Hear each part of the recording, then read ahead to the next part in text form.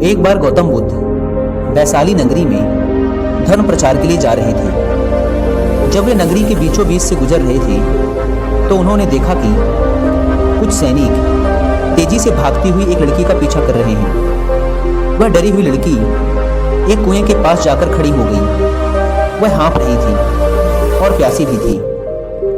बुद्ध ने उस बालिका को अपने पास बुलाया और कहा कि वह उनके लिए कुएं से पानी निकाले, स्वयं भी पिए और उन्हें भी पिलाए। इतनी देर में सैनिक भी वहां पहुंच गए। बुद्ध ने उन सैनिकों को हाथ के संकेत से रुकने को कहा। उनकी बात पर वह कन्या कुछ झेपती हुई बोली, महाराज, मैं एक अछूत कन्या हूँ। मेरे कुएं से पानी निकालने पर जल दूषित हो जाएगा। बुद्ध ने उससे फिर कहा, पुत्री, बहुत जोर की प्यास लगी है, पहले तुम पानी पिलाओ।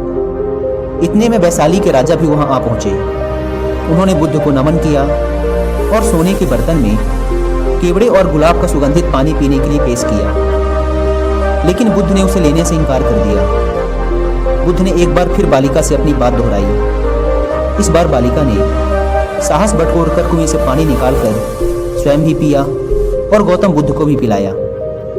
पानी पीने के बाद बुद्ध ने बालिका से भय का कारण पूछा। कन्या ने बताया, मुझे संयोग से राजा के दरबार में गाने का अवसर मिला था। राजा ने मेरा गीत सुन मुझे अपने गले की माला पुरस्कार में दी, लेकिन उन्हें किसी ने बताया कि मैं एक अछूत कन्या हूँ। यह जानते ही उन्होंने अपने सैनिकों को मुझे कैद खाने में डाल देने का आदेश दिया। मैं किसी तरह उनसे बचकर यहाँ तक पहुँची थी कि आप मिल गए। इस पर बुद्ध ने कहा, सुनो राजन, मैं चाहता हूँ कि आप मेरी इस बात को हमेशा याद रखें कि किसी भी इंसान की पहचान उसके धर्म या जाति से नहीं, बल्कि उसके गुणों और कर्मों से होती है। जिस बालिका के मधुर कंठ से निकले गीत का आपने आनंद उठाया, उसे पुरस्कार दिया, जिसके कार्य इतने अच्छे हैं, वह अछूत हो ही नहीं सकती। यहाँ पर नीची सोच और छोटे कार्य करके अछूत होने का परिचय तो आपने दिया है। इसलिए मेरी नज़रों में यह कन्या नहीं, बल्कि आप अछूत हैं।